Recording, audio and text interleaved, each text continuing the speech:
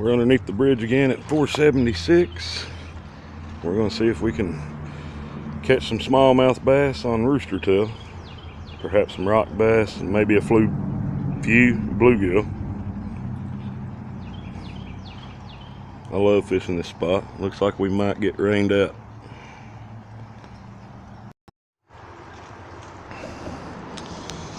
We caught a small one here, guys, but that's okay because that tells me at least there's still fish in here. Go on, guy. Go on.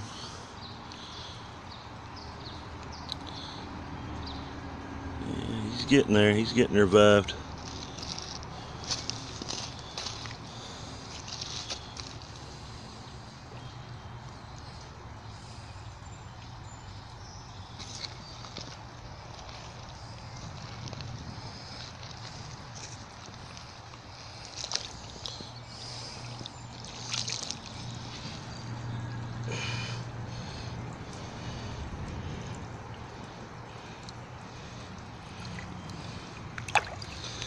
There he goes. All right. For a second there, I thought he was going to go belly up on us.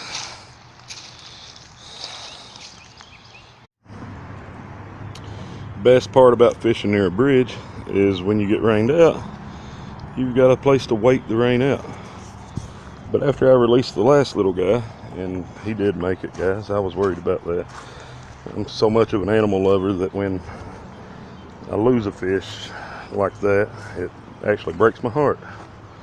But anyhow, when it started raining good, I'm reeling in, I get hung up on something, and I get it almost all the way up to the bank and come undone. But there it is. I can't tell what it is, so I'm going to net it out and we'll check it out together.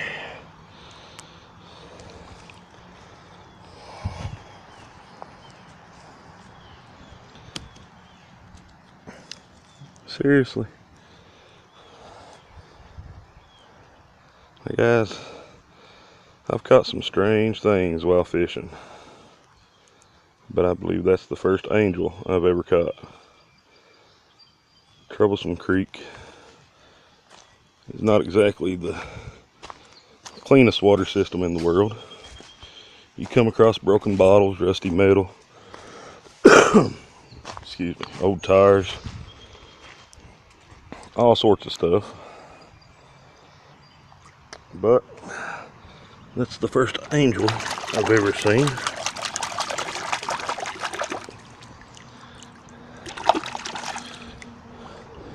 Who throws away an angel?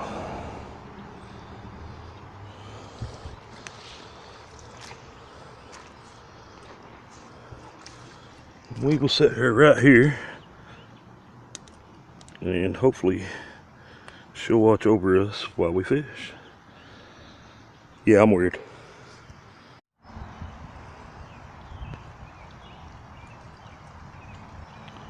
Guys, if I can teach you anything, I want it to be this. You're never too poor to go fishing. You would find it would be hard to find a guy more broke than I usually am. And even I can go fishing. I use a homemade net that I made from a piece of PVC pipe and a old dip net that I found. My rod and reel is literally from 1983. And I was born in December of 83.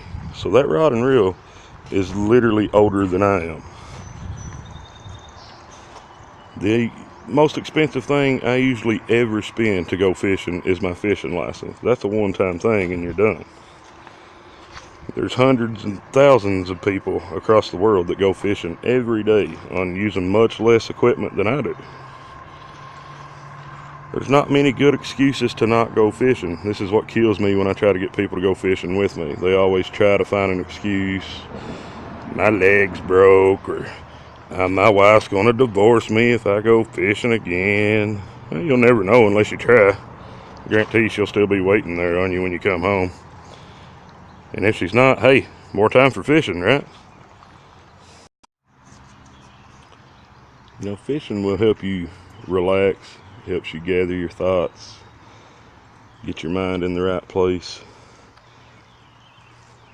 If you think you can't afford to fish, just look around. I'm sure you can find a way if you want it bad enough. Just like most things in life, you know, no matter how hard you've got it, there's always somebody out there that's got it harder. There's a little guy on YouTube by the name of Kendall Gray, operates a fishing, hunting, trapping channel, and he's just a teenager. I think he's 15 or 16-year-old, but that little dude is wise beyond his years, and he reads a lot of Bible passages sometimes in his videos. And I personally identify as Christian, but if you don't, that's cool too. But you know, find something to help you get through life. Anyhow, in one of his videos, he was talking about how this guy was walking along in the heat, and God sent him a tree so that he could get some shade. And he went under that tree, and I think it was he fell asleep. And but God knew he needed to get on his way, so God sent a worm to eat that tree to move him on his way. So I keep an artificial worm in my pocket, and whenever I'm having a particularly bad day, like today's been real rough, my mom is still in the hospital. She's coughing up blood and they don't know why. And me and my brother and sister, we're all dealing with that. And my sister's extremely bad health. My brother's health isn't too good, you know, and I've got my own health issues. But whenever I'm having a bad day, I pull this worm out and I think to myself, there's somebody out there that's got it harder than I do. And perhaps I'll come across that person's path today.